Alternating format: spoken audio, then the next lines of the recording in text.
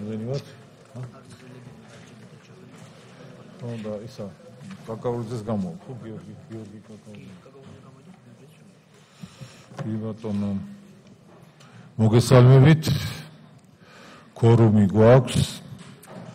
კომიტეტი უფლებამოსილია შეუდგეს მუშაობას. დღის წესრიგში გვაქვს ერთი საკითხი საქართველოს 2015 წლის ბიუჯეტში ცვლილების შესახებ. და ვთხოვთ თქვენ ჭივყაროთ, ვინ არის მომხრე ამ დღის წესრიგით ვიმუშაოთ. ვინაა წინააღმდეგი? წინააღმდეგი არავინ არა. ვთხოვთ შევუდგეთ მუშაობას. საკითხი გამოაქვს ფინანსთა მინისტრის მოადგილეს ბატონ გიორგი კაკაურიძეს.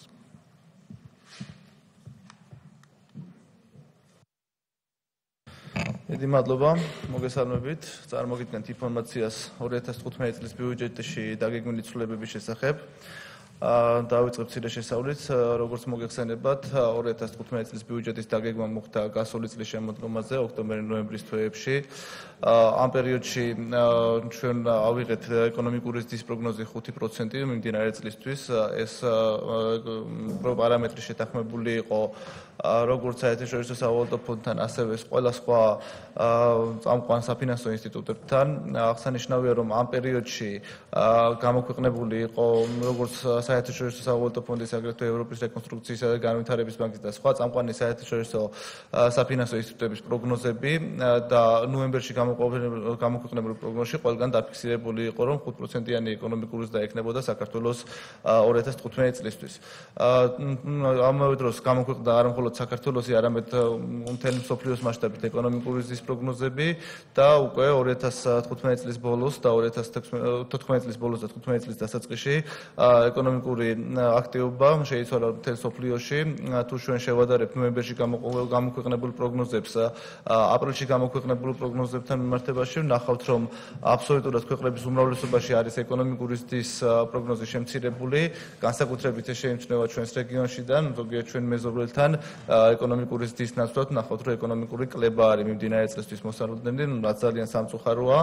აღნიშნულს, რა თქმა უნდა, გავლენა აქვს საქართველოს ეკონომიკაზეც და სწორედ ამიტომ მიმდინარე წლის დასაწყისში გაკეთა პროგნოზი, როგორც ერთობლივად სავალუტო ფონდთან ერთად, ასევე მთავრობის წევრების მიერ, ფინანსთა მინისტრის მიერ, ეკონომიკის მინისტრის მიერ იქნა გაცხადებული, რომ მიმდინარე წელს ეკონომიკური ზრდა მოსალოდნელი იქნებოდა 2%-ის ფარგლებში. შესაბამისად, ამავე პერიოდში დაიწყო მუშაობა იმაზე, რომ ბიუჯეტის კორექტირება განხორციელებული იყო, თუმცა ეს ორი პროგნოზის პირდაპირ დაყოლილი ანალიზის გარეშე პირველი კვარტლის ანალიზი მაინც უნდა გქონოდა ჩვენ იმისათვის, რომ პროგნოზი და საგადასახადო შესწავლები ასე თუ ისე სწორად დაგეგმილიყო. სწორედ ამიტომ პირველი კვარტლისგან 4 თვის შედეგებზე დაყრდნობით მომზადდა წარმოდგენილი პროექტი, პირველი ვარიანტი მომზადდა პროექტის, რომელიც ივნისის დასაწყისში იგეგმებოდა, რომ შემოსულიყო პარლამენტში, თუმცა ამავდროულად 13 ივნისს მოხდა თბილისში სტიქია, რომელმაც გამოიწვია აუცილებლობა დამატებითი ხარჯების მობილიზების და ამ მიმართულებითაც გარკვეული კორექტირებები დაჭირდა ბიუჯეტს. საბოლოო ჯამში რას ითვალისწინებს წარმოდგენილი ბიუჯეტი, ზოგადად ძირითად პარამეტრებზე მოგახსენებთ. როგორც უკვე აღვნიშნე, ეკონომიკური ზრდის მაჩვენებელი 5-ის ნაცვლად არის 2%, რამაც გამოიწვია საგადასახადო შემოსავლების კლება დაახლოებით 200 მილიონი ლარის ოდენობით, მაგრამ ჩვენ ამ 200 მილიონის კომპენსირება ვფიქრობთ მოხდება რამდენიმე წყაროდან, კერძოდ ეს არის პირველ რიგში ეგრეთ წოდებული მეოთხე თაობის ლიცენზიებიდან მისაღების ახსნები, რომლის აუქციონები იანვრის ბოლოსთვის იქნა დასრულებული და შესაბამისი თანხების მობილიზება დაიწყო უკვე თებერვლიდან. მიმდინარე წელს უკვე 75 მილიონზე მეტი არის შემოსული ბიუჯეტში და დაახლოებით 150 მილიონ ლარზე მეტი იქნება წლის ბოლოსთვის ამ სახით მიღებული შემოსავლები და სწორედ ეს არის ასახული წარმოდგენილ პროექტში. გარდა ამისა, გრანტია დამატებით დაახლოებით 40 მილიონი ლარის ოდენობით და სხვა შემოსავლებში გვაქვს დაახლოებით 20 მილიონი ლარი დამატებით გაზრდილი. რაც შეეხება სხვა წყაროებს, ანუ ფინანსური აქტივების კლება შეცვლილი არ არის 90 მილიონი იყო და დატოვებულია ამავე მოცულობით ეს მაჩვენებელი, ხოლო რაც შეეხება სესხების ნაწილს, აქ ჩვენ გვაქვს დაახლოებით მთლიანად სახელმწიფო ვალის აღებაში 15 მილიონიანის და მათ შორის საშინაო თვასიანი ქაღალდების გამოშვება შემცირებულია 100 მილიონი ლარით, 600 მილიონი იყო და დატოვებულია 500 მილიონი ლარის ოდენობით, ხოლო საგარეო წყაროებიდან მისაღების სახსრები იზრდება დაახლოებით 115 მილიონი ლარით. აქ აღსანიშნავია ორმა დონორმა დამატებით გამოყო თანხები დაახლოებით 20-21 მილიონ დოლარამდეა მსოფლიო ბანკი, ხოლო 25 მილიონ დოლარამდეა დაახლოებით აზიის განვითარების ბანკი, რაც საბიუჯეტო დახმარების სახით არის 2015 წელს გამოყოფილი. ანუ ჯამურად თუ ნახავთ 2015 წლის წარმოდგენილი პროექტის მიხედვით ჯამური შემოსულობები იყო დაგეგმილი 9 მილიარდ 875 მილიონი ლარის ოდენობით, წარმოდგენილი პროექტით იზრდება ეს 25 მილიონი ლარით და შეადგენს 9 მილიარდ 900 მილიონ ლარს.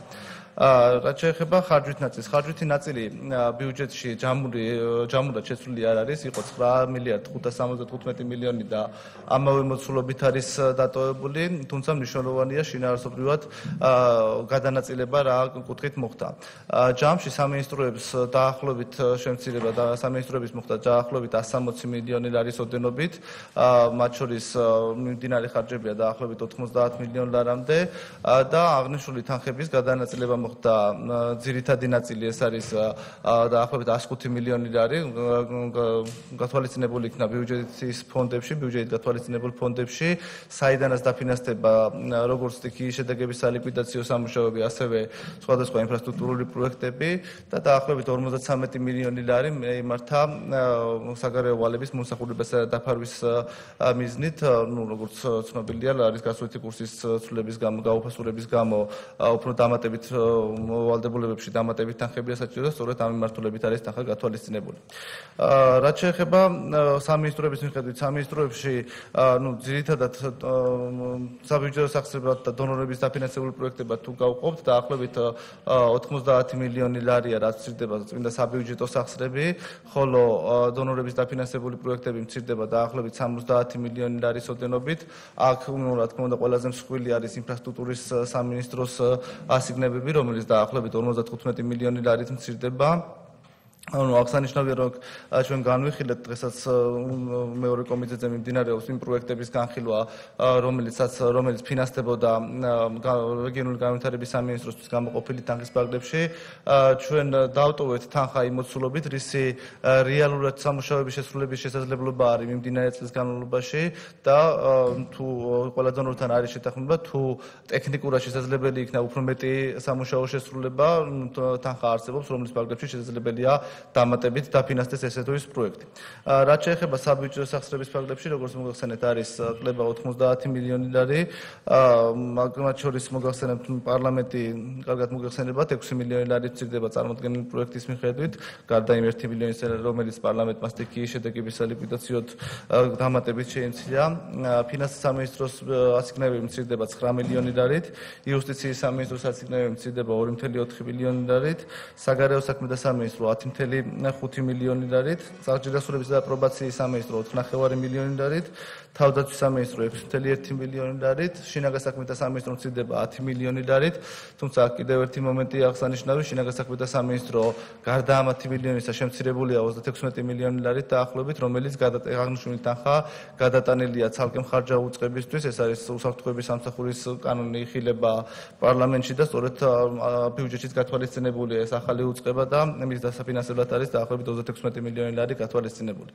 განათლებისა და მეცნიერების სამინისტრო მცირდება დაახლოებით 13 მილიონი ლარით, ენერგეტიკის სამინისტრო 5 მილიონი ლარით, სხვა დანარჩენი სოფლის მეურნეობის სამინისტრო საბიუჯეტო სახსრების ნაწილში არის 9 მილიონი ლარი, გარემოს დაცვის სამინისტრო 2.4 მილიონი ლარი, სხვა დანარჩენი სამინისტროები დაახლოებით 3 მილიონი ლარია, რაც საბიუჯეტო სახსრების ნაწილში მცირდება. რაც შეეხება ერთი მნიშვნელოვანი თემა, ეს არის საბიუჯეტო დეფიციტი. საბიუჯეტო დეფიციტი ჩვენ გვქონდა დაგეგმილი 3%-ის ფარგლებში მიმდინარე წლისთვის, თუმცა გამომდინარე იქიდან, რომ ეკონომიკური ზრდა არის დაგეგმილთან შედარებით ნაკლები და ეს იწვევს საგადასახადო შემოსავლების შემცირებას, ჩვენ რეალურად ცვლილებების განხორციელების გარეშე საბიუჯეტო დეფიციტი გვექნებოდა სავარაუდოდ 3.5-3.6%, რაც გვქონდა ჩვენ კონსულტაციები საერთაშორისო სავალუტო ფონდთანაც არც ჩვენთვის იყო ეს რა თქმა უნდა მისაღები და არც ფონდისთვის და გეგმა ქონდა აუცილებლად შეგვემცირებია 3.6%-იანი დეფიციტი და წარმოდგენილი პროექტის მიხედვით ეს დეფიციტი შემცირებულია და კვლავ 3%-ის ფარგლებშია მიუხედავად იმისა, რომ ეკონომიკური ზრდის შედეგად ნაკლები შემოსავალი გვექნება გადასახადების კუთხით, ასევე დამატებითი ხარჯები გვაქვს გასაწევი სტიქიის შედეგების სალიკვიდაციოდ, მიუხედავად ამისა, ნაერთი ბიუჯეტის საბიუჯეტო დეფიციტი კვლავ 3%-ის ფარგლებშია მოსალოდნელი და დაგეგმილი და დიდი ალბათობით შესაძლებელია გადაჭარბება იყოს საგადასახადო შემოსავლების თუ ჩვენ 6 თვის მონაცემებს დავეყრდნობით და ამის გათვალისწინებით ჩვენ ვფიქრობთ, რომ 3%-ზე დაბალი იქნება წლის ბოლოსთვის საბიუჯეტო დეფიციტის მაჩვენებელი. ეს არის ძირითადი ცვლილებები, რაც წარმოდგენილია პროექტის მიხედვით, თუ არსებობს კითხვები, უპასუხო ამ კითხვებს. დიდი მადლობა.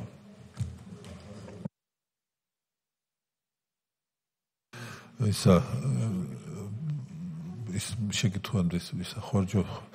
ბატონ გიორგი, თქვენ გაეცანით, მეგონი დასკვნებსაც აუდიტის სამსახურის და ასევე ეროვნული ბანკის. იქ არის შენიშვნები მეტნაკლებად განსაკუთრებით ეროვნული ბანკიდან.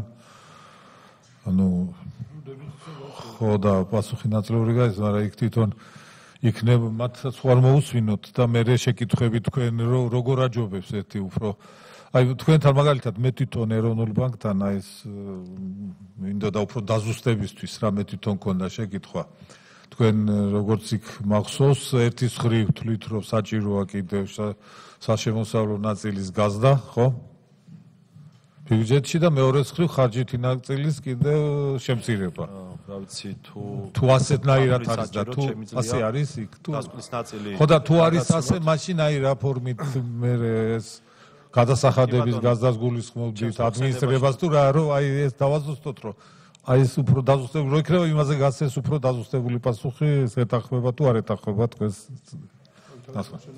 ჩემ მოხსენებაში კი ბატონო მაშინ მე საუბრებ ამ საკითხებს კი ბატონო მაშინ საბოლოოდ გაეცით მაშინ პასუხი ასე ეჩვევს და შეკითხვა ხო არა გაქვთ მომხსენებელთან ჯერ კიდევ მაშინ ბოლოს იყოს ყველა შეკითხვა კი ბატონო თუ ასეა მაშინ მოусვინოთ თანამოხსენებელსაც და შეკითხვები ბოლოს ერთად დავსვათ მაშინ ბატონ გიორგი ეროვნული ბანკის აღმასრულებელ დირექტორს ეძლევა სიტყვა მადლობთ მოგესალმებით ეროვნულმა ბანკმა განიხილა მთავრობის მიერ წარმოდგენილი საქართველოს კანონის პროექტი საქართველოს 2015 წლის სახელმწიფო ბიუჯეტის შესახებ საქართველოს კანონში ცვლილების შეტანის თაობაზე და მასთან დაკავშირებით გაცნობებთ ეროვნული ბანკის მოსაზრებებს აღნიშნული კანონპროექტის მიხედვით სახელმწიფო ბიუჯეტის შემოსავლები 2015 წლის ბიუჯეტის წინა პროექტთან შედარებით მცირდება 139 მილიონი ლარით 7 მილიარდ 951 მილიონ ლარამდე მათ შორის საგადასახადო შემოსავლები მცირდება 200 მილიონი ლარით, ხოლო არასაგადასახადო შემოსავლები იზრდება 61 მილიონი ლარით. ამასთან სახელმწიფო ბიუჯეტის ხარჯები წინა პროექტთან შედარებით 40 მილიონი ლარით მცირდება. 2015 წლის სახელმწიფო ბიუჯეტის დეფიციტი წინა პროექტთან შედარებით 99 მილიონი ლარით იზრდება და 1.75 მილიარდ ლარს შეადგენს. აღსანიშნავია, რომ ნაერთი ბიუჯეტის დეფიციტი მცირდება 932 მილიონ ლარამდე, რაც 2015 წლის მთლიანი შიდა პროდუქტის საპროგნოზო ოდენობის 3%-ია. დეფიციტის ზრდის დაფინანსების წყაროა პრივატიზაცია, რომლის დაგეგმილი მაჩვენებელი 150 მილიონი ლარით იზრდება წინა პროექტთან შედარებით, რაც წარმოადგენს მობილური ოპერატორების მეოთხე თაობის ლიცენზიების გაყიდვით მისაღებ შემოსულობებს. საქართველოს პარლამენტის საფინანსო და ბიუჯეტო კომიტეტის მიერ ეროვნული ბანკის წლიური ანგარიშის განხილვის დროს გამოითქვა შენიშვნა, რომ ასევე დაფიქსირებულია კომიტეტის დასკვნაში, რომ ეროვნული ბანკი არ უწევს საკმარის კონსულტაციას და არ მიუთითებს რისკებზე ბიუჯეტის პროექტის განხილვის დროს. ეროვნულ ბანკს მიაჩნია, რომ ის კომპეტენცია, რომელიც არსებობს როგორც მთავრობაში, ასევე პარლამენტში, არ საჭიროებს ეროვნული ბანკის დასკვნაში თეორიული საკითხების განხილვას, თუმცა გამომდინარე საკითხის მნიშვნელობიდან და კომიტეტის სპეციალური თხოვნიდან უფრო დეტალურად მოგახსენებთ ეროვნული ბანკის შეფასებებზე და პოზიციას. მსოფლიოში მიმდინარე პროცესების გამო, რამაც აშშ დოლარის გამყარება გამოიწვია ყველა ძირითადი ვალუტის მიმართ რეგიონში არსებულ ძალიან რთულ გეოპოლიტიკურ მდგომარეობის გამო, საქართველოს ეკონომიკა იმყოფება მნიშვნელოვანი საგარეო შოკის პირობებში არსებულ შოკს აძლიერებს ქვეყნის შიგნით მიმდინარე პროცესები, მათ შორის ეროვნული ბანკის პოლიტიკის მიმართ გამოთქმული უსაფუძვლო ბრალდებები და საბანკო სექტორის ზედამხედველობის შესუსტება. საგარეო შოკების მხრივ მნიშვნელოვანია, რომ გაზრდილია გაურკვევლობა, მათ შორის აშშ დოლარის კიდევ უფრო გამყარებისა და რეგიონის ეკონომიკების გაუარესების კუთხით, როგორც ჩვენს მეზობელ ქვეყნებში, ასევე ევროზონაში მიმდინარე პროცესების გამო. მნიშვნელოვანია არსებულ შოკებზე ქმედითი რეაგირება და მომავალი შესაძლო გაუარესებისგან დასაცავად ბუფერების შექმნა, კერძოდ არსებული შოკების პირობებში პოლიტიკის სწორი რეაგირება იქნებოდა ეკონომიკურ ზრდაზე კონცენტრირება და გაზრდილი შემოსავლების ფარგლებში სოციალური და სხვა პრობლემების მიზნობრივი გადაწყვეტა. ვითვალისწინებთ, რომ აღნიშნული პოლიტიკა დაკავშირებული ადმინისტრაციულ და სხვა პრობლემებთან, ამიტომ უნდა იყოს განხილული ალტერნატიული პოლიტიკა, კერძოდ გაცვლითი კურსის ხელშეწყობა, ისე რომ მოსახლეობის შემოსავლებს მინიმალური ზარალი მიადგეს, როგორც მიმდინარე, ასევე მომავალ წლებში. ზემოაღნიშნული პოლიტიკა გულისხმობს ბიუჯეტის ხარჯების მნიშვნელოვან შემცირებას ან დაარსებული საგადასახადო მექანიზმების გამოყენებას, როგორც აღნიშნული იყო საერთაშორისო სავალუტო ფონდის მიერ მთავრობასთან კონსულტაციის ფარგლებში. ამასთან ხარჯების შემცირება უნდა მოხდეს უპირატესად მიმდინარე ხარჯების კლებით. წარმოდგენილი ბიუჯეტის პროექტი არ ითვალისწინებს წლის მეორე ნახევარში კურსზე ზეწოლის შემთხვევაში გასატარებელ ღონისძიებებს. კერძოდ ნაერთი ბიუჯეტის დეფიციტი მცირდება მხოლოდ 48 მილიონი ლარით, ხოლო სახელმწიფო ბიუჯეტის დეფიციტი კი იზრდება 99 მილიონი ლარით. პროექტით ასევე არ არის დაგეგმილი ცვლილებები საგადასახადო კუთხითაც, რაც ხელს შეუწყობდა მიმდინარე ანგარიშის დეფიციტის შემცირება და შედეგად გაცვლით კურსზე წნეხის შერბილებას. წარმოდგენილი ბიუჯეტის ცვლილებებში საყურადღებოა ხარჯების განაწილება მიმდინარე და კაპიტალურ ხარჯებს შორის. სახელმწიფო ბიუჯეტის პროექტში მიმდინარე ხარჯები იზრდება 15 მილიონი ლარით, ხოლო კაპიტალური ხარჯები მცირდება 55 მილიონი ლარით. ნაერთ ბიუჯეტის კაპიტალური ხარჯების კლება მნიშვნელოვნად აღემატება მიმდინარე ხარჯების შემცირებას. მიმდინარე წლის განმავლობაში საქართველოს პარლამენტის წევრების მხრიდან არაერთხელ გამოითქვა წოხილი ლარის გაცვლით კურსის გაუფასურებასთან დაკავშირებით, რამაც რთული პირობები შეუქმნა დოლარის ესხების მქონე ფიზიკურ და იურიდიულ პირებს.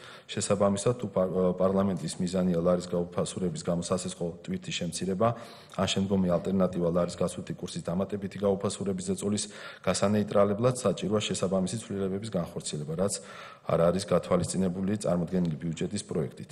ეს არის ეროვნული ბანკის პოზიცია და მოსაზრებები წარმოდგენილ ცვლილებებთან დაკავშირებით და თუ გაქვთ შეკითხვები, სათვალო გიპასუხო. ან გვიანებით რაც. შეკითხვები?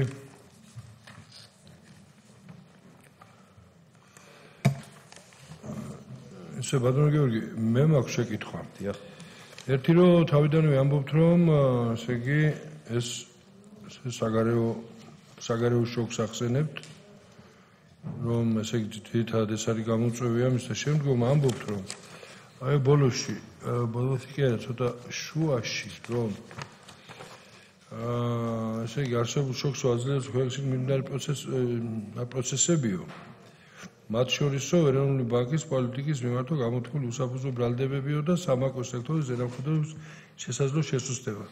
პირველი შესუსტებაში რას გულისხმობთ? ანუ წარმოდგენილი კანონპროექტი, რომელიც ჯერ კანონი არ არის, რას ასუსტებს და მეორე კიდევ მათ შორისო რომ ამბობთ, ამის გარდა რა პროცესებია კიდევ, რომელიც შოკს აძლიერებს? ამის გარდა. კი ბატონო. რაც შეეხება საგარეო შოკებს, ჩვენს დასკვნაში, რომელიც წარმოდგენილია და ჩემ მოხსენებაშიც, რომელიც იქნა აღნიშნული, შეეხება ზოგადად იმ გაურკვევლობებს, რომელიც არის წარმოშობილი ზოგადად ევროზონასთან მიმართებაში, ასევე არის გაურკვევლობები ზოგადად აშშ დოლარის სამომავლო გამყარების რისკების კუთხით, თუ რა გადაწყვეტილებებს მიიღებს საბოლოოდ ამერიკის ცენტრალური ბანკი პოლიტიკის განაკვეთის გამკაცრების კუთხით და დასკვნაშიც არის საუბარი ამ შესაძლო რისკებზე, რომლის გასანეიტრალებლად იმ შემთხვევაში თუ ჩვენთვის კურსის შემდგომი გაუფასურება და მისი გასანეიტრალებელი ღონისძიებები არის მნიშვნელოვანი, ფიქრობთ, რომ ამ კუთხით უნდა შეიქმნას ის ბუფერები და რაღაცა ფორმით უნდა იქნას განსაზღვრული ის ღონისძიებები, რომლებიც სამომავლოდ შეარბილებს ლარის გაუფასურების რისკებს. რაც შეეხება შიდა ფაქტორებს, მან პირდაპირ არის ნახსენები და ეს არ არის ახალი, განსაკუთრებით ბოლო პერიოდში არაერთი, ასე ვთქვათ, განცხადება გაკეთდა ეროვნული ბანკის მიმართ, ზოგადად საზედამხედველო ფუნქციების გატანის ეროვნული ბანკიდან გამოტანის და ცალკე ჩამოყალიბების. გატანაზე არ გითხრია ჩვენ ახლა სწორი ტერმინები იხმარეთ ან კი ბატონო, როგორც კანონ პროექტი არის. კიდევ მოგახარ, რასაც უსწრებს ეს კანონ პროექტი? ის განცხადებები, რომლებიც არა, განცხადება კი არა, კანონ პროექტი რასაც უსწრებს, ეს მითხარ. ზოგადად საზედამხედველო პოლიტიკა და კიდევ ერთხელ გავუსვავ ხაზს, დასკვნაშიც არის აღნიშნული ჩვენი პარტნიორი საერთაშორისო ორგანიზაციების მიერ, საფინანსო საერთაშორისო ორგანიზაციების მიერ არაერთხელ შეფასდა დადებითად, არაერთხელ შეფასდა, რომ არის ასე ვთქვათ, სწორი პოლიტიკა ეროვნული ბანკის მიერ გატარებული როგორც მონეტარული, ისევე საზედამხედველო კუთხით და ამის ფონზე, როდესაც განიხილება ზოგადად ეროვნული ბანკის საზედამხედველო ფუნქციების თუნდაც სახეცვლილება და ეროვნული ბანკის ქოლგის ქვეშ ან სტრუქტურული ცვლილება, ეს რა თქმა უნდა ჩვენი საზრით არ ახდენს პოზიტიურ გავლენას ზოგადად ეროვნული ბანკის დობის ხარისხის კუთხით. თქვენი აზრით შესუსტება შეგვიძლია კიდევ ვერ ვიგებ. შესუსტება. ანუ წარმოუდგენელი კანონპროექტი დასუსტება. დიახ, იპასუხებთ, ესე იგი ზოგადად ეროვნული ბანკის სანდობა იმ ფონზე, როდესაც მის მიმართ არის ესეთი განცხადებები და ხდება მისი რეორგანიზაცია, ეს პოზიტიურად არ მოქმედებს იგივე გაცვლით კურსზე და იგივე მოლოდინებზე და ასუსტებს. ნუ რა დოზით ასუსტებს და რა ფორმით ეს ასე ვთქვათ, ამის გაზომვა ახლა ცოტა რთულია, მაგრამ პოზიტიურად ყოველ შემთხვევაში არ მოქმედებს და ეს არის ზოგადად აღნიშნული დასკვნაში. ამაზე არის ხოლმე. ეგავიგე, მაგრამ მიგთხოვეთ, რომ სხვა პროცესებიო, მათ შორისო, ჩამოდგებად მათ შორის თქვით მარტო. კიდევ რა არის ამის გარდა?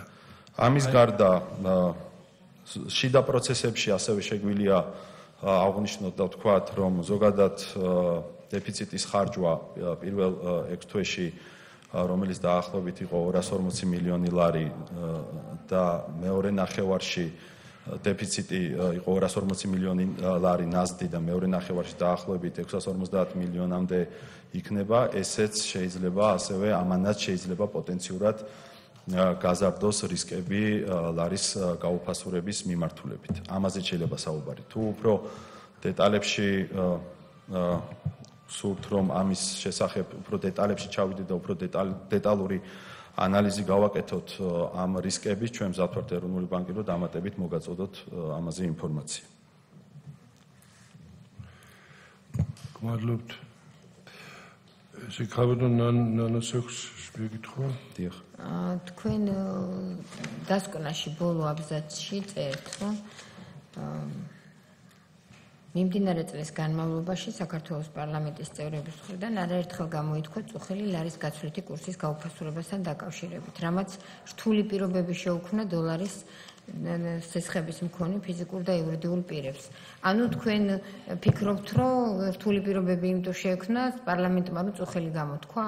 არა, მასე არ არის მაგ დასკვნაში წარმოდგენილი, დასკვნაში ზოგადად დასკვნაში წაგიკითხეთ, რაც დასკვნაში წერია თქვენს. ბოლო აბზაცია საუბარი. ზოგადად მაგ ბოლო აბზაცის შინაარსი და ასე ვთქვათ, პათოსი არის ის, რომ ლარის გაუფასურება მნიშვნელოვანი პრობლემები შეუქმნა იმ ადამიანებს, იმ სესხებლებს, რომლებსაც უცხოურ ვალუტაში აქვთ სახსრები, ნასესხები, თანხები ნასესხები და შესაბამისად, როდესაც არის გამოთქმული წუხილი და ობიექტური წუხილი ამ ლარის გაუფასურების კუთხით, ჩვენ ვფიქრობთ, რომ იმ ცვლილების პროექტში, რომელიც არის წარმოდგენილი პარლამენტში, უნდა იყოს რაღაცა ფორმით და დოზით გათვალისწინებული და ასახული ზღონიზიებები, რომლებიც აი ამ ლარის გაუფასურების ეფექტს რაღაცნაირად გაანეიტრალებდა. თუ რა ღონისძიებები უნდა იქნას განსაზღვრული, რა თქმა უნდა, შემუშავებული და გათვალისწინებული, რა თქმა უნდა, ეს არის მთავრობის პრეროგატივა. ამაზე არის მაგ აბზაცში საუბარი და არა იმაზე, რომ დეპუტატების ან წუხილმა შეუქმნა პრობლემა სესხელებს, რა თქმა უნდა, არა. გმადლობთ. სხვაშორის ბატონო გიორგი, კარგია რომ თქვენ წარმოადგენთ ეს დოკუმენტი და თქვენი მოსაზრებები, აუდიო საკამათო არ უნდა იყოს. კიდევ ერთხელ წუნდებით, რომ ჩვენი შენიშვნა იმასთან დაკავშირებით, რომ ასეთ მოსაზრებებს არ აღალებებდით, თავისთავად სწორი იყო. ანუ თქვენ განამტკიცეთ ჩვენი ჩანაწერის ისტორია. ეხლა ბუნებრივია, გიორგი, თქვენს მინდა გთხოვოთ კიდევ ერთხელ, უბრალოდ იმიტომ რომ აქ თემა ეხება აშკარად იმას, რომ ჩვენ ეს აი ვთქვათ, ისე გავაკეთოთ, ეს უბრალოდ ეს კითხვები მნიშვნელოვანია. ანუ აქ რა იგულისხმება, ანუ ჩვენ ვთქვათ, ერთი რამ თქვით, რომ ჩვენ სოციალური ხარჯების შემცველებს მართლაც ვერ წავალთ სოციალურ პროექტებზე. ამიტომ თუნდაც რომ თქვა ეს საგამათო არ იყოს თქვენი ეს ტერიტორია საგამათო არ არის ეს პორტფოლიოები, მაგრამ ჩვენ იმ პირობებში, როდესაც თქვა შემოსავლების ზრდის მიმართულებით უბრალოდ გადასახადების მიმართულებით ვეცავალთ და ეს თვითონ ჩვენ თქვა განვაცხადეთ და ასევე თქვა სოციალურ ხარჯებთან, რომელიც არის თქვა ყველაზე თანხატევადი, მათ შორის თქვა ასევე საყოველთაო ჯანდაცვა ამასაც ვეწავალთ, არის ფაქტი და აგრესიულად დაკავშირებით რა სიტყვით კიდევ უფრო ცუდად კი ელაბარაკეთ თქვა 3%-იან დეფიციტზე და შეიძლება ბატონ გიორგის კითხვა რომ დაზუსტებისთვის მაინც ვიცოდე რომ გამოსვლის წინ საგადასახადო ინსტრუმენტების გამოყენება ახსენეთ, ნუ ცალკე საგადასახადო კანონმდებლობა ბიუჯეტით ნამდვილად არ რეგულირდება და ცალკე პაკეტი უნდა შემუშავდეს ალბათ, მაგრამ თუ იგულისხმება აქ გადასახადების და საგადასახადო ინსტრუმენტებში თუ რას გულისხმობთ, თუ შეიძლება დასკვნაში. კი ბატონო, მოგახსენებ. რაც შეეხება იმ ნაწილში, რომ თითქოს ჩვენ დასკვნაში წარმოდგენილია კონკრეტული რეკომენდაცია, რომ გადასახადების დაუნამოხდეს ესესი არ არის, ამ დასკვნაში არ არის ლაპარაკი და ეროვნული ბანკი არ იცახის, რომ გადასახადები უნდა გაიზარდოს. უბრალოდ, როდესაც მოხდა ცვლილების პროექტის გაანალიზება და თუ საუბრობთ იმაზე, რომ ლარის შემდგომი შესაძლო გაუფასურების მიზნით არის შესაბამისი ქმედითი ღონისძიებები განსახორციელებელი, რაც ჩვენი საზრით უნდა იქნას შესაბამისად ბიუჯეტში ასახული უნდა იყოს, რა თქმა უნდა, დეფიციტის შემცირების კუთხით და ამ ნაწილში არის მიმოხილული, რომ ამ ცვლილების პროექტში ჩვენ დეფიციტის უფრო მეტად შემცირების კუთხით, ანუ ხარჯვითი ნაწილის უფრო მეტი შემცირების კუთხით ან რაიმე ქმედითი ღონისძიებების განხორციელების მიზნით ეს ცვლილებებში ჩვენ ვერ დავინახეთ ვერც ხარჯვით ნაწილში და შესაბამისად ვერც მეორე მხრივ შემოსულობების კუთხით. შესაბამისად ჩვენი რეკომენდაცია არ არის რომ უნდა გაიზარდოს გადასახადები, რა თქმა უნდა ჩვენ საუბრობთ იმაზე რომ თუ გვინდა რომ სამომავლო ის პოტენციური რისკები რომლებიც ამ საგარეო შოკებით შეიძლება მომავალში წარმოიშვას, რამაც შეიძლება ნეგატიურად იმოქმედოს ლარის გაცვლით კურსზე, ამის დაზღვევის და თავიდან არიდების და განეიტრალების მიზნით უნდა იყოს ბიუჯეტში ასახული და გათვალისწინებული. ამაზეა საუბარი. თუ რა თქმა უნდა საუბრობთ იმაზე, რომ ლარის კურსის შემდგომი გაუფასურება ესეთის არსებობის შემთხვევაში, საგარეო შოკების წარმოშობის შემთხვევაში გამოიწვევს და ასე ვთქვათ ნეგატიურად იმოქმედებს ლარის გაცვლის კურსზე. ამაზეა საუბარი და არა იმაზე, რომ კონკრეტული რეკომენდაცია არის, რომ გადასახადები გაიზარდოს. ეს არ არის ეროვნული ბანკის კომპეტენცია და რა თქმა უნდა ეს არის მთავრობის კომპეტენცია და თუ რა გზით და რა ფორმით და რა ღონისძიებებით მოხდება ამის ასახვა ესეთი ასე ვთქვათ გადაწყვეტილების მიღების შემთხვევაში ეს არის მთავრობის პრეროგატივა. თუმცა ჩვენ ეროვნული ბანკი თუ ესეთი სურვილი იქნება და ესეთი ასე ვთქვათ თხოვნა იქნება, რა თქმა უნდა, ვზად ვართ, რომ უფრო დეტალურად ჩავერთოთ ამ პროცესში და ჩვენი შესაძლებლობების და კომპეტენციის ფარგლებში გავმართოთ კონსულტაციები. მადლობთ.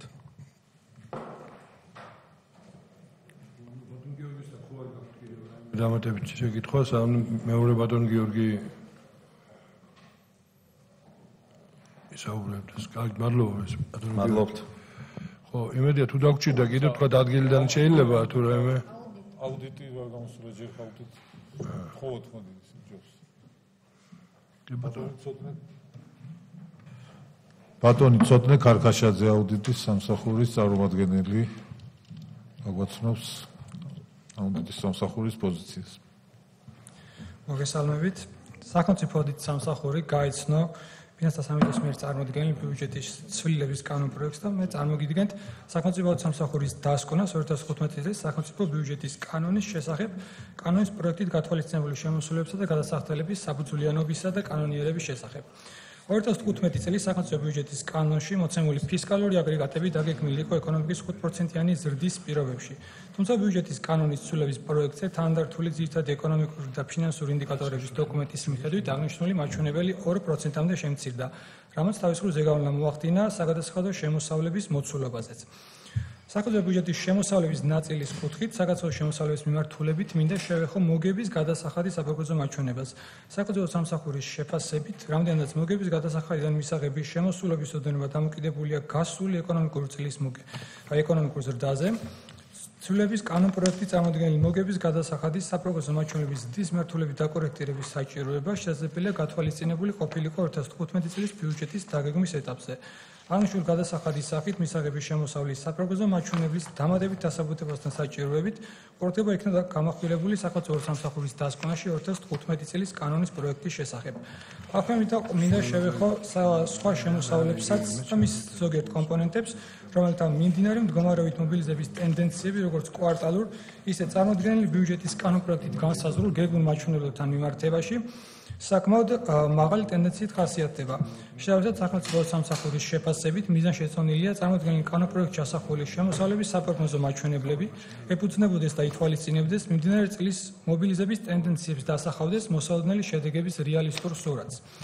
2015 წლის კანონის ცვლილების პროექტით ბიუჯეტის გადასახდელების ჯამური მოცულობა უცვლელი რჩება, თუმცა ცალკეული პროგრამებისა და ქვეპროგრამების შემთხვევაში კანონპროექტში გათვალისწინებული ასიგნების მნიშვნელოვანი ცვლილება 2015 წლის სახელმწიფო ბიუჯეტის კანონით განსაზღვრულ მაჩვენებლებთან შედარებით, თუმცა აღნიშნული პროგრამების ქვეპროგრამების მიზნებში, მოსალოდნელ შედეგებსა და შედეგების შეფასების ინდიკატორებში ცვლილები არ განხორციელებულა.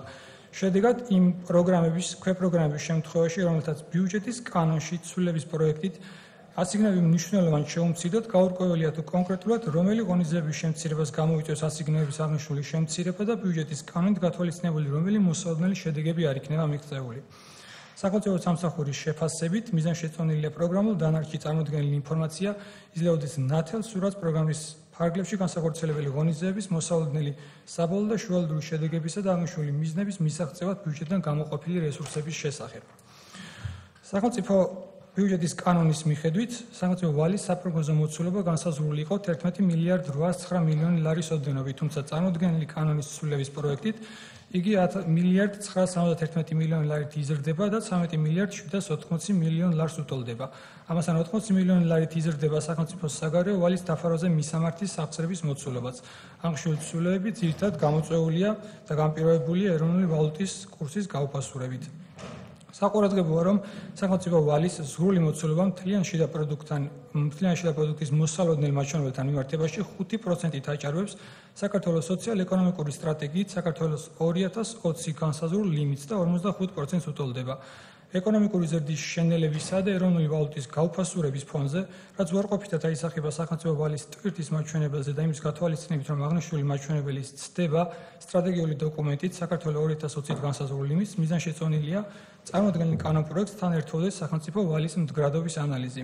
აღნიშნული ინფორმაციაზე დაყრდნობით შესაძლებელი იქნებოდა არსებული გამოწვევების გათვალისწინებით სახელმწიფო ვალის მდგრადობის შეფასება როგორც საშუალოვადიან, ასევე გრძელვადიან პერიოდში.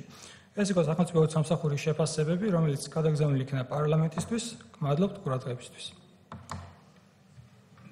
მადლობთ. თუ შეკითხვები არის, თქო დავზანდეთ და ალბათ ბატონი გიორგი უპასუხებს.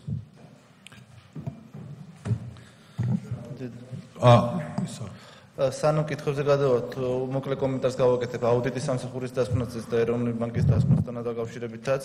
აუდიტის სამსახურის დასკვნასაც შეეხება გასათვალისწინებელია გარკვეულწილად ის, რომ პროგრამების შემცირების შემთხვევაში ნამდვილად ინდიკატორები ალბათ უნდა იცვლებოდეს, მაგრამ ჩვენ თუ შევხედავთ პროგრამებს, უმეტეს შემთხვევაში გვაქვს გარკვეული ეკონომიების ხარჯზე შემცირებები, რაც საბოლოო შედეგზე ამა თუ იმ პროგრამის გავლენა ვერ იქნება.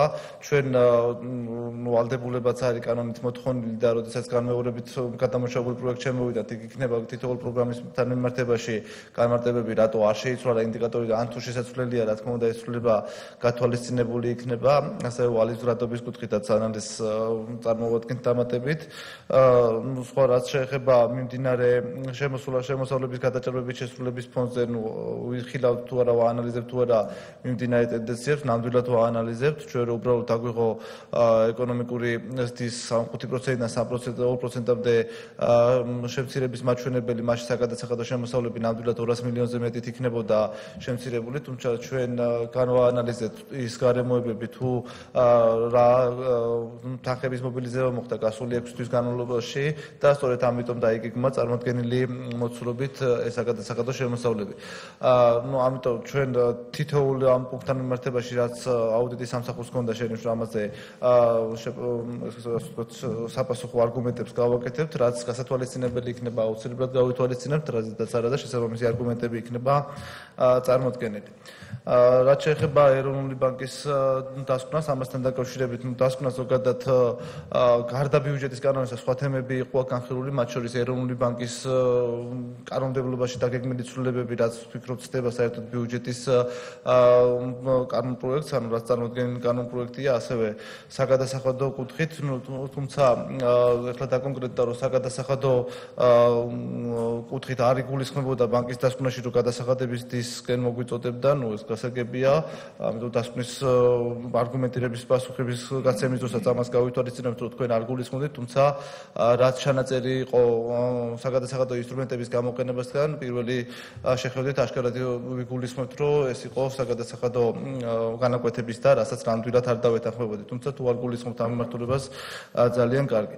დასკვნაში რამდენადაც ჩემთვის ცოტა გასაკვირია, არ იყო აღნიშნული ძირითადი მომენტები, ის რომ შემოსავლების რასახე რითი იცვლება, სახელმწიფო ვალის ნაწილში არ იყო ის გაანალიზებული თუ რა გავლენა ექნება ზოგადად ეკონომიკაზე, ის რომ დამატებით დონორებისგან დამატებით იქნება თანხები მობილიზებული, ალბათ კარგი იქნებოდა დასკვნაში ესეც ყოფილიყო და ჩვენ შეგვიძლია კონსულტაციების რეჟიმშიც გავიაროთ ეს მომენტები, რომ დამატებით დონორებისგან დამატებით ვიღებთ თანხას და რა ეფექტი ექნება როგორც გაცვლით კურსის მიმართულებით, ასევე ზოგადად ეკონომიკაზე.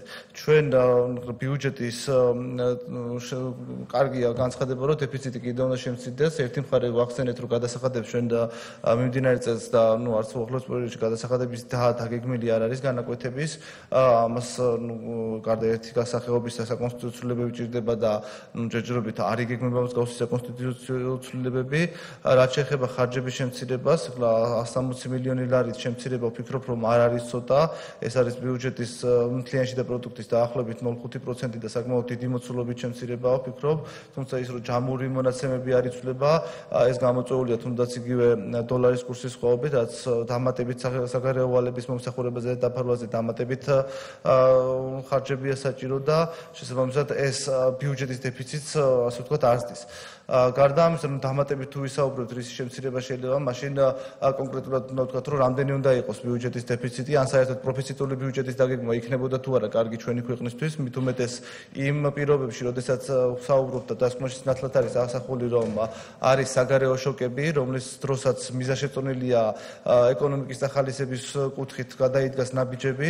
ამ შემთხვევაში თუ ჩვენ ბიუჯეტის დეფიციტს კიდევ უფრო შევამცირებთ, ანუ პროფიციტულზე დავგვიმოვთ, ეს გამოიწვევს გარკვეულწილად ან გადასახადების და ან მეორე მიმართულებით ხარჯების მნიშვნელოვან შემცირებას, რაც აუცილებლად გამოიწვევს ქვეყნის შიგნითაც მოხმარების შემცირებას და საგარეო შოკების გარდა ქვეყნის შიგნითაც შოკები ნამდვილად უფრო მეტი გვექნება და ეკონომიკის ზრდა ნამდვილად არ იქნება უფრო მეტი, ანუ მოხმარება შემცირდება, ეკონომიკური აქტივობაც კიდევ უფრო შემცირდება და იმ დაგეგმილ 2%-იან მაჩვენებასაც მაშინ ვერ მივახცევთ. თუ ჩვენ გვეცოდინება გარანტირებულად, რომ რაღაცა მოცულობით ხარჯის შემცირება გამოიწვევს კონკრეტული მოცულობით ვალუტის კურსის გამყარებას, ესეთი თეორიულად კონკრეტული ციფრის თქმა, რა თქმა უნდა, ალბათ არც ეროვნულ ბანკს შეუძლია და არც არავის არ შეუძლია, გამომდინარე იქიდან, რომ ლარის დოლართან მიმართებაში გაცვლილი კურსი არ არის დამოკიდებული მხოლოდ საქართველოს ეკონომიკაზე და ზოგადად კურსის გამყარება მოხდა თვითონ დოლარის ყველა ვალუტასთან მიმართებაში და ამ მიმართულებით ბიუჯეტის გავლენა ვფიქრობ იყო მიზერული. თქვენ დეფიციტის მაჩვენებლის კიდევ უფრო შემცირება იყო ნახსენები აგრეთვე დასკვნაში და მომავალში შეიძლება შოკის გამომწვევი იყოს, ეს საშინაო შოკისო, როგორც ბატონო გიორგი მახსენა, მე ძალიან კარგად მინდა გავუმარტო, რისგან არის ფორმირებული ჩვენი დეფიციტი და რამდენად შეიძლება გქონდეს ამას გავლენა, თუნდაც სავალუტო კურსზე. მიუხედავად იმისა, რომ კურსთან დაკავშირებით ბიუჯეტი არ არის ის ინსტრუმენტი, რომელიც ვალუტის კურსზე უნდა იყოს ორიენტირებული ზოგადად, მაგრამ საქართველოში ბიუჯეტის დეფიციტს რისგან არის ფორმირებული? აქედან დაახლოებით 620 მილიონი ლარი არის საგარეო წყაროებიდან მიღებული პირდაპირ პროექტების განსახორციელებლად გამოყოფილი თანხები, რომელიც სხვადასხვა ვალუტაში არის საქართველოსთვის გამოყოფილი, ძირითადად ევრო და დოლარია. მეორე მომენტი არის პირდაპირ საბიუჯეტო დახმარების სახით, რაც არის გამოყოფილი კრედიტები. ეს კიდევ დამატებით იზრდება ეს კრედიტები დაახლოებით 185 მილიონი ლარით, სამაგეროდ იზრდება საშინაო კრედიტები. მე ვახსენე, რომ ინვესტიციიდან, აზიის განვითარების ბანკიდან, სოფლიო ბანკიდან დამატებით კრედიტები იქნება საქართველოსთვის გამოყოფილი, გარდა ამისა გრანტების სახით არის გამოყოფილი დაახლოებით 10 მილიონი ევრო, რაც ვფიქრობ, რომ კურსზე უარყოფითად არანაირად არ იმოქმედებს, თუ პლუს დადებითი ეფექტი არ ექნა ამ მიმართულებებს. გარდა ამისა ერთ-ერთი მნიშვნელოვანი ნაწილი, ალბათ სადღაც 0.8-0.9% არის დეფიციტის ფორმირების პრივატიზაცია, რაც რეალურად უარყოფითად ვერანაირად ვერ იმოქმედებს კურსზე, გამომდინარე იქიდან, რომ დიდი ნაწილი ხშირ შემთხვევაში პრივატიზაციის არის ინვესტიციების შედეგად, ანუ უცხოეთიდან შემოდის ინვესტიცია და ქვეყანაში ერთის მხრივ ვალუტა შემოდის და მეორე მხრივ ამ პრივატიზაციას კიდევ დამატებით ინვესტიციები მოყვება ხოლმე და უარყოფითად რატო უნდა იმოქმედოს ამ ვალუტის კურსზე ნამდვილად არ მესმის და თუ იქნება კომენტარები რატო მოქმედებს ეს უარყოფითად ვალუტის კურსზე, კარგი იქნება. ანუ ზოგადად, რაც საქართველოს სახელმწიფო ბიუჯეტში არის დეფიციტი, ეს არის ფორმირებული ძირითადად უცხოური წყაროებიდან და მეტი ვალუტის შემოდინებას იწვევს ქვეყანაში და ეს უარყოფითად რატო უნდა მოქმედებდეს ეროვნული ვალუტის გასვლით კურსზე, ნამდვილად არ მესმის. კიდევ ერთი მომენტი იყო აქ სახელმწიფო ბიუჯეტის დეფიციტი იზრდება, ანუ დეფიციტს როგორც ასეთი სახელმწიფო ბიუჯეტის დეფიციტის გაანგარიშებას ვფიქრობ არსებითი მნიშვნელობა ეკონომიკური პროცესებისთვის არ აქვს, ვინაიდან სახელმწიფო ბიუჯეტიდან ის რომ მიმდინარე ხარჯებში დევს დაახლოებით 85 მილიონი ლარი მხოლოდ გრანტები იზრდება, რომელიც რეალურად ადგილობრივ თვითმმართველობებს უნდა გამოეყოს და კაპიტალური პროექტებისთვის არის გამოყოფილი. ანუ ეს არ ნიშნავს, რომ მიმდინარე ხარჯებისთვის სახელმწიფო ბიუჯეტში პირიქით მიმდინარე ხარჯები დაახლოებით ამოცულობი 80 მილიონი ლარით მიმდინარე ხარჯების შემცირება ხდება წარმოადგენელ პროექტში. ამიტომ ჩვენ შეიძლება დასკვნის გარეშე კიდევ იმჯელოთ რა უკეთესი იქნება, თუმცა ვფიქრობ საქართველოსთვის დღეს დეფიციტის მინიმუმამდე დაყვანა ან პროფიციტული ბიუჯეტის დაგეგმა საქართველოს ეკონომიკისთვის იქნება ძალიან ცუდი და ეს საშუალებადიან და გრძელვადიან პერიოდში უარყოფითად იმოქმედებს არა მარტო ეკონომიკაზე, თუნდაც იმგვე გასვლით კურსზე იქნება უარყოფითი შოკების მატარებელი. დიდი მადლობა. კითხვებს უპასუხო.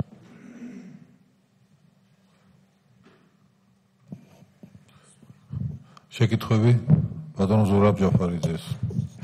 დიდი მადლობა. რამდენიმე შეკითხვა მექნება. ერთ შეკითხვა ეხებოდა ხარჯების ნაწილს და უნდა მეკითხა რატო არ მცირდება ხარჯები და მე რაც ნახე სახელმწიფო ბიუჯეტში, მაგალითად მიმდინარე ხარჯები პირიქით გაზრდილი არის 16 მილიონი ლარით ნაცვლად შემცირებისა. ეს არის ის ვერსია, რომელიც იდო ფინანსის სამინისტროს ვებგვერდზე არ ვიცი ამის მერე შეიცვალა თუ არა. იქ სადაც მცირდებოდა შემოსავლები 129 მილიონი ლარით, იქ მიმდინარე ხარჯები გაზრდილი იყო დაახლოებით 16 მილიონი ხარჯი და ბიუჯეტის საოპერაციო სალდო უარესდებოდა დაახლოებით 154 მილიონი ლარით. არ ვიცი ამის მერე რამე შეცვალა თუ არა, მაგრამ ეს არის ის ვერსია, რომელიც მე მქონდა ნანახი. რა მკითხვაზე მე მგონი უკვე მიპასუხეთ, იმიტომ რომ ახლა გრანტების ნაწილია ეს თორე რეალურად საქართველოს ბიუჯეტის ძალიან ჯამურად ეგრე გამოდის. და მომსახურება ვცირდება, სუბსიდიები ვცირდება. კი, ოღონდ ჯამურად გამოდის 16 მილიონით მაინც გაზრდილი არის. კაპიტალური პროექტების რეალურად. გავიგე, მაგრამ ჯამში ხო ხარჯები გაზრდილი არის 16 მილიონი ლარით. მაგიტომ ვიძახე, სახელმწიფო ბიუჯეტის ყურება მაკროეკონომიკური პარამეტრებისთვის არ არის სწორედ და გრანტები არის ის კაპიტალური პროექტები, რომელიც უნდა დაფინანსდეს. მაგაში არ ვარ დარწმუნებული და ანუ მაგით ვთქვი, ამის კითხვის დასვა მინდოდა ხარჯები რატო არ შემცირდა მაშინ განსაკუთრებით იმ ფონზე, როდესაც პრემიერ-მინისტრის და მე მგონი ეკონომიკის მინისტრი საუბრობდნენ, რომ ხარჯები შემცირდებოდა. მაგრამ ნუ ამაზე თქვენ პრინციპში ხა გაიცით პასუხი, რომ თქვენ არ გჯერათ, რომ ხარჯების შემცირება გამოიწვევს ეკონომიკის მასტიურულ ეფექტს, იმიტომ პირიქით ფიქრობთ, რომ ამით მოხმარება შემცირდება და პირიქით ეკონომიკური აქტივობა შემცირდება და შემდეგ ხო მე ჩემთვის ძალიან სამწუხაროა ფინანსის სამინისტროში ესეთ რაღაც კეინსიანური თეორიების მიმდევრები ხართ, მაგრამ ნუ სამწუხაროდ ეს არის. ამ შემთხვევაში ჩემი კითხვა ალბათ უფრო ის იქნება, თუ ასე გჯერათ, თუ ხარჯების შემცირება ამ ყველაფერს იწვევს, მაშინ თავრობის წარმომადგენლები, მათ შორის პრემიერ-მინისტრი რატო საუბრობდნენ თვეების განმავლობაში, რომ ეხა უყუროთ ვადენოთ მოვლენს ტრაკულს და შემდეგ შუა წელში შევამცირებთ ხარჯებს და ეგ რასაც ხედავთ ხარჯები რეალურად შემცირებული არ არის. მეორე კითხვა ეს ჩემი ტრადიციული კითხვაა ყველა ბიუჯეტის განხილვის შესახებ ხოლმე ბიუჯეტს ახლავს ეს დოკუმენტი ძირითადად ფინანსური და ეკონომიკური მაჩვენებლები მიყვარს ხოლმე ამ მაჩვენებლების შედარება მაგათ შევადარ ახლა 2013 წლის ბიუჯეტში რას გეგმავდა თქვენი მთავრობა და ნახე რომ მაგათაც საქართველოს ეკონომიკა წელს უნდა ყოფილიყო 36 მილიარდი ლარი. შემდეგ ეს შეიცვალა 2014 წლის ბიუჯეტში, როდესაც ბიუჯეტი მივიღეთ, შეიცვალა შემდეგ შესრულების ანგარიშოთ სამოყვა ეს დოკუმენტი 2015 წელს ახლა დამტკიცებულ ბიუჯეტში წერია რომ 31.8 მილიარდ ლარს უნდა მივაღწევთ, ანუ შემცირება არის უკვე სერიოზული და ახლა შემოტანილი ცვლილებების პროექტი წერია რომ 31 მილიარდსაც ვეღარ ვაღწევთ 10.7 მილიარდ ლარამდე მცირდება, ანუ დაახლოებით 5.4 მილიარდი ლარი დავკარგეთ. იგივე ეხება დოლარში ვნახოთ, საერთოდ კატასტროფა არის 2013 წელს, რასაც გეგმავდა თქვენი მთავრობა, ახლა შემცირება არის დაახლოებით 8.6 მილიარდი დოლარი, 8.6 მილიარდი დოლარი. იგივე ეხება მაგალითად მთავრობის ვალი ქვეყნის ეკონომიკასთან მიმართებაში 2013 წელს თქვენი მთავრობა გეგმავდა, რომ წელს უნდა ყოფილიყო 29.2%, შემდეგ ეს ასევე 9-ჯერ შეიცვალა და ყოველთვის გაუარეს და წელევანდელი ახლა დამტკიცებული ბიუჯეტით უნდა იყოს 39.2% და ახლა შემოგაქვთ რომ გაიზრდება 53.7%-მდე. ანუ ესე თუ გავაგზავნეთ აი 60%-იან ზღვარსაც არის ეგრეთ წოდებული ევროპული სტანდარტი ძალიან მალე მივიღოთ. იგივე ეხება საგარეო ვალს ქვეყნის ეკონომიკასთან მიმართებაში 23 უნდა ყოფილიყო, 9-ჯერ შეიცვალა გაუარეს და ახლა არის ასული ეხლა წარმოადგენთ 33.9%-თან, თითქმის 34%-მდე. იგივე ეხება საგარეო ვალს ქვეყნის ექსპორტთან მიმართებაში და ეს არის სხვადასხვა ის მაჩვენებელი, რომლითაც ეს მთავრობა სანამ ხელისუფლებაში მოვიდოდა ეს პოლიტიკური ძალა აკრიტიკებდა მაგათა წინა მთავრობას და დაგეგმილიყო 2013 წელს უნდა ყოფილიყო 44.6%, შემდეგ 9-ჯერ გაუარესდა და ეხლა ასული არის 68.3%-მდე ბოლო შემოტანილი ცვლილებებით. და შემდეგ ანუ პრაქტიკულად ყველა ესეთი ეკონომიკური მაჩვენებელი, რომელიც არ უნდა შეადაროთ, არის კატასტროფულად გაუარესებული. და კითხვა რომელსაც ხშირად ვსვავდი ხოლმე, საერთოდ რა აზრი აქვს, ანუ ესეთი გეგმის წარმოდგენას რა აზრი აქვს, თუ ყოველ ჯერზე ხდება მისი ცვლილება და ყოველ ჯერზე ხდება მისი ცვლილება გაუარესების მიმართულებით. თუ ჩვენ ამაზე ვისაუბრებთ ისე რომ ეს იმიტომ ხდება რომ რაღაც საგარეო ფაქტორები არსებობს, საგარეო შოკები არსებობს, ამ შემთხვევაში რაღაც ეს არის ლარის ბრალი და ლარის გაუარესება არის, გაუფასურება არის იმის ბრალი რომ დოლარი გამყარდა, ესეთი საგარეო ფაქტორები ყოველთვის არსებობს და ყოველთვის თავრობა იტყვის რომ მაგალითად ცოტა ხანი შეგილათ ბევრი რაღაცები ცუდი რაც მოხდება გარანტირებულად საქართველოს ეკონომიკაში და აბრალოთ იმას რომ საბერძნეთში არის კრიზისი. ეხლა ჩინეთში დაიწყო კრიზისი, ჩამოიშალა რამის საფონდო ბირჟა და შეგილათ იმას დააბრალოთ, ხო? ანუ ამ გეგმებს საერთოდ რა აზრი აქვს? ისთვის მოგაქვს თუ ყოველ ჯერზე წელიწადში ორჯერ მინიმუმ ამ გეგმებს სვლით და თან სვლით ყოველთვის გაუარესების მიმართულებით. და ბოლო კითხვა, რომელიც ჩემი კითხვა ნაკლებად არის ქართული Forbes-ის ქართულ რედაქციას გაუშვდა ეს კითხვა, ან ჩვენ გვაქვს კანონი ეკონომიკური თავისუფლების შესახებ და იქ არის კონკრეტული ზღვრები დაწესებული, იცით ალბათ მაკროეკონომიკურ პარამეტრებზე და ერთ-ერთი არის რომ ხარჯების მოცულობა წინაშე და პროდუქტთან მიმართებაში არ უნდა აღემატებოდეს 30%-ს და ეხლა წარმოდგენილი ცვლილებებით დათვალეს და არის საცდენილი არის 30.4% და ამ შემთხვევაში კანონი ითხოვს რომ თქვენ წარმოდგენილი ქონდეთ კონკრეტული გეგმა შემდეგი 2 წლის როგორ აპირებთ ამ პარამეტრთან დაბრუნებას, გაქვთ თუ არა ეს გათვლები ნანახი და აპირებთ თუ არა ესეთი გეგმის წარმოდგენას ან წარმოდგენილი ხო რა გაქვთ, იმიტომ რომ მე არ მინახია. დიდი მადლობა. დიდი მადლობა. უპასუხო ხო? უპასუხოთ, მოდი, უფრო საინტერესო იქნება. კითხვები ნაკლებად იყო, თქვენი შეფასებები იყო და ანუ რამდენიმე კომენტარს გავაკეთებ, რაც შეეხება რატო ვიძახთ მთავრობა რომ ხარჯები უნდა შემცირდეს, ჩვენ აქცენტი ქონდა გაკეთებული მიმდინარე ხარჯების შემცირებაზე და მიმდინარე ხარჯები ნამდვილად მცირდება. ის რომ 15 მილიონი სახელმწიფო ბიუჯეტში იზრდება, მიმდინარე ხარჯები ეს გამომდინარეობს იქიდან რომ გრანტებში გათვალისწინებული არის ადგილობრივი თვითმმართველობისთვის კაპიტალური ტრანსფერების გადაცემად თანხები, რომელიც ინფრასტრუქტურას უნდა მოხმარდეს. სწორედ ამიტომ არის ნაერთი ბიუჯეტის შეფასება მნიშვნელოვანი და ნაერთი ბიუჯეტს თუ შევხედავთ, ხარჯები ნამდვილად შემცირებულია. რაც შეეხება იმას, იწვევს თუ არა ხარჯების დეფიციტის შემცირება ეკონომიკური ზრდის ტემპების შენელებას, კიდევ ერთხელ დარწმუნებით გეტყვით, რომ ნამდვილად იწვევს, უკეთესია მიმდინარე ხარჯების შემცირება და მეტი იყოს კაპიტალური ხარჯები, მაგრამ თუ ჩვენ დეფიციტს შევამცირებთ და კაპიტალური ხარჯებით შემცირდება, ეს ნამდვილად ეკონომიკაში, ეკონომიკის დამახალისებელ ღონისძიებებს კიდევ უფრო შეამცირებს და ეკონომიკური ზრდა კიდევ უფრო ნაკლები შეიძლება იყოს. რაც შეეხება დანარჩენი შეფასებები, არაერთხელ გვაქვს მოსმენილი იგივე ბიუჯეტის ცვლილებები, ბოლო 2 წლის განმავლობაში ცვლილება საერთოდ მომხდარა ბიუჯეტში, წელს გეგმავთ ამ ცვლილებებს, ჩვენ სწორედ იმიტომ ვცვლით ბიუჯეტს, რომ ასახული იყოს ის ძირითადი ეკონომიკური ტენდენციები, რაც არა მხოლოდ საქართველოში, არამედ ჩვენს რეგიონში და საერთოდ მსოფლიო ეკონომიკაში ხდება, სწორედ რამაც გამოიწვია ძირითადად ის, რომ საქართველოს ეკონომიკა წელს 2% იზრდება და ის კორექტირება სწორედ იმას ემსახურება, რომ 2%-იანი ეკონომიკურ ზრდაზე იყოს დაგეგმილი ბიუჯეტი, არა მხოლოდ ბიუჯეტის ხარჯვითი ნაწილი ან შემოსავლების ნაწილი, არამედ მთლიანად მაკროპარამეტრები, რომელიც ეკონომიკურ ზრდაზე მჭიდროდ არის დაკავშირებული. რაც შეეხება ეკონომიკური თავისუფლების შესახებ საქართველოს კანონს და მის ზღვრებს, ნამდვილად 30%-ია ზღვარი, მაგრამ ეს არ არის ხარჯვით ნაწილზე, ეს არის ხარჯებითა და არაფინანსური აქტივების კუთხით. აქ წარმოდგენილი ნაერთ ბიუჯეტში წარმოდგენილი პარამეტრში გარკვეული ცვლილებები მოხდება ნამდვილად დაახლოებით ანუ კაპიტალური დანახარჯი შინაარსობრივად კაპიტალური ხარჯია, თუმცა ხორციელდება სახელმწიფო შეპსეების მიერ ძირითადად ენერგეტიკის სექტორია ეს, რომელიც ფინანსური აქტივების კლების მხრივ იქნება წარმოდგენილი და შესაბამისად ეს 30%-იანი ზღვარი არ იქნება დარღვეული და არც წარმოდგენა იქნება სავალდებულო მომდევნო 2 წლის განმავლობაში როგორ უბრუნდებით. ანუ გადამუშავებულ ვარიანტში წარმოდგენილი ანუ შინაარსობრივად არის კაპიტალური პროექტებისთვის თანხა გათვალისწინებული, თუმცა ეს განხორციელდება როგორც ფინანსური აქტივების კლება იქნება, ფინანსური აქტივების დაიქნება ბიუჯეტში წარმოდგენილი და შესაბამისად ამ ზღვრის დარღვევა არ მოხდება. ეხლა დარღვეულია ნაერთ ბიუჯეტში ჩანს როგორც კაპიტალური ხარჯი და არის ფინანსური აქტივების ზრდა რეალურად რა. ენერგეტიკული პროექტები ძირითადად. მადლობთ, სხვა შეკითხვები?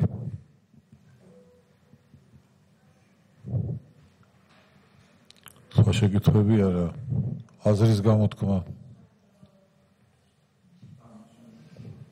ძალიან მოკლედ უბრალოდ რო თქვა, ანუ შტაბ-ეჭდილება ამ ბიუჯეტიდან რჩება ძალიან მარტივი, რომ ეს ცვლილები, რომელიც ახლა შედის ბიუჯეტში, არ არის გამოწვეული არც იმით, რომ ქვეყანა რეალურად იმყოფებოდა სავალუტო კრიზისის პირობებში, არც იმით, რომ ეკონომიკური ზრდა არის თითქმის გამესამედებული, ეს ცვლილებები რეალურად ტარდება იმის გამო, რომ სტიქია დაგვატყდა თავს და მეტი არაფერი. ამ ბიუჯეტს რო შეხედავ, ამ დასკვნის გამოტანა შეიძლება მეთქო, ამ ბიუჯეტიდან არ ჩანს, რომ მთავრობა ცდილობს სახელმწიფო ბიუჯეტი გამოიყენოს როგორც ინსტრუმენტი იმისათვის, რომ მოხდეს ეკონომიკის სტიმულირება. ეს ამ ბიუჯეტში არ ჩანს და ეს ცვლილებები, რაც აქ არსახული მე რაც ვნახე, ეხება უფრო სტიქიას და არა იმას, რომ რაღაცა სავალუტო კრიზისი გავიარეთ, ან ვართ ამ პოსტკრიზისულ პერიოდში, ან ეკონომიკური ზრდის ტემპი არის შენელებული. მოკლე შეფასება ჩემი იქნება ესეთი. მადლობა.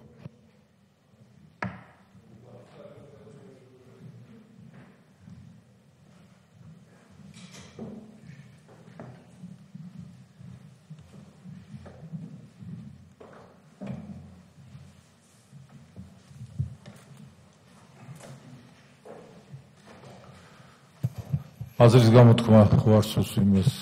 ბატონო დარ.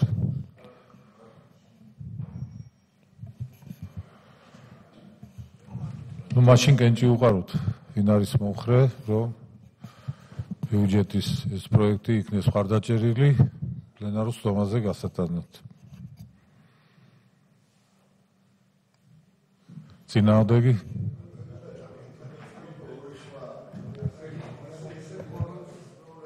არა, კორონის პრობლემა არ არის უკვე, მეგონი რამდენის.